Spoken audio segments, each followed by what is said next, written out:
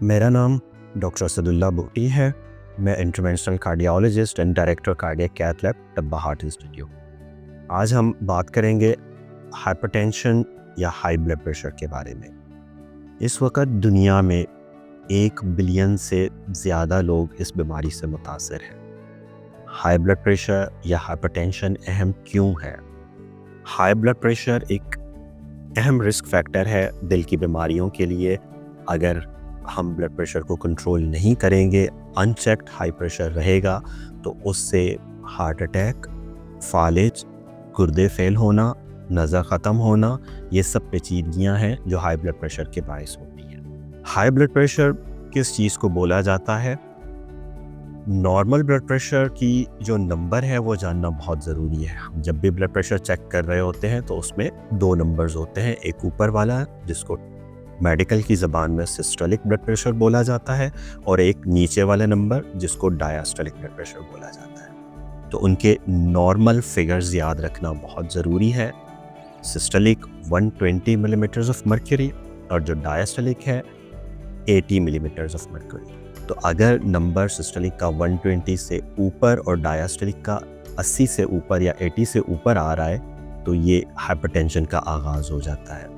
फिर हाइपरटेंशन की स्टेजेस होती हैं, स्टेज 1, 2, 3, 4। तो जब हम एक बार हाइपरटेंशन की डायग्नोसिस कर लेते हैं तो फिर हम उसको कैटेगराइज कर रहे होते हैं कि वो किस स्टेज पे है। हाइपरटेंशन की वजह, कॉज क्या होती है?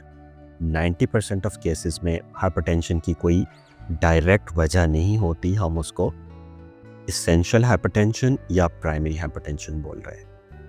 10% ऑफ केसेस में उसकी कोई एक वजह होती है जिसको सेकेंडरी हाइपरटेंशन बोला जाता है, और अगर उस सूरत में वजह को ठीक किया जाए तो ब्लड प्रेशर बेहतर हो सकता है। जो इसेंशियल हाइपरटेंशन या प्राइमरी हाइपरटेंशन, उसके लिए कुछ रिस्क फैक्टर्स होते हैं। जब वो रिस्क फैक्टर्स जमा हो जाएं तो वहाँ पे हाई ब्लड प्रेशर जल्दी आ जाता है। उसमें 4 चीज़ें याद रखने की हैं: बढ़ती हुई उम्र, एज 40 साल से ज़्यादा, मोटापा, ओबेसिटी, तीसरे नंबर पे सेडेंटरी लाइफस्टाइल, एंड चौथा नंबर पे अनहेल्दी या high processed high salt diet. ये 4 चीज़ें, 4 रिस्क फैक्टर हैं। जहाँ पर ये होंगे वहाँ हाई ब्लड प्रेशर होने की चांसेस ज़्यादा होते हैं। हाइपरटेंशन की अलामात क्या होती हैं? हाई ब्लड प्रेशर की अगेन 90% ऑफ केसेस में कोई वजह नहीं कोई अलामत नहीं होती। It is completely asymptomatic.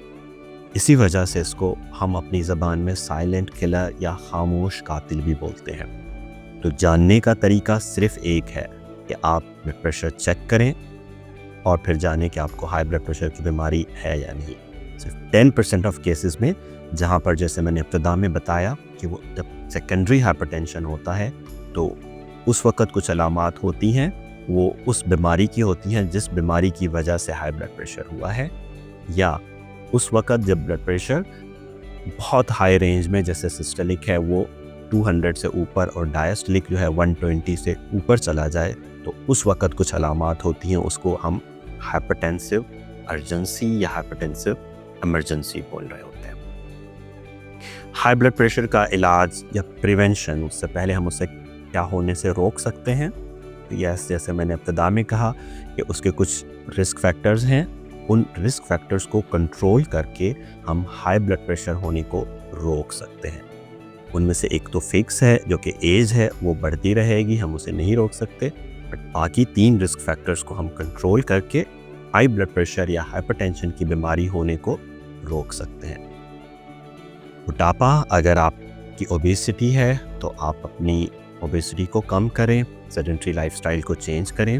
वो दोनों के लिए जो अहम चीज़ है वो है रेगुलर एक्टिविटी, एक्सरसाइज, जिसमें एटलीस्ट 40 to 45 मिनट्स की brisk walk for at least 6 days a week.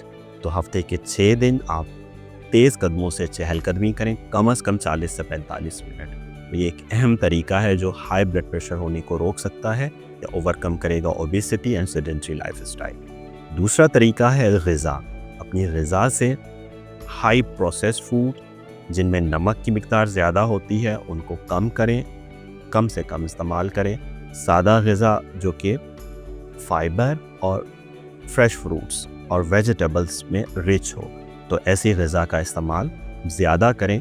तो इस तरह आप ब्लड प्रेशर को होने से रोक सकते हैं। और अगर हाई ब्लड प्रेशर डायग्नोज हो जाए तो फिर उस वक़्त दवाओं का इस्तेमाल बहुत ज़रूरी होता है। बहुत से लोग दवाइयाँ इसलिए छोड़ देते हैं कि कोई तकलीफ़ नहीं हो रही, जैसे मैंने इब्तिदा में कहा उसकी कोई अलामत नहीं होती। तो अगर हाई ब्लड प्रेशर डायग्नोज हो जाए तो दवाइयाँ खाना ब्लड प्रेशर को कंट्रोल करने के लिए बहुत ज़रूरी होता है। शुक्रिया।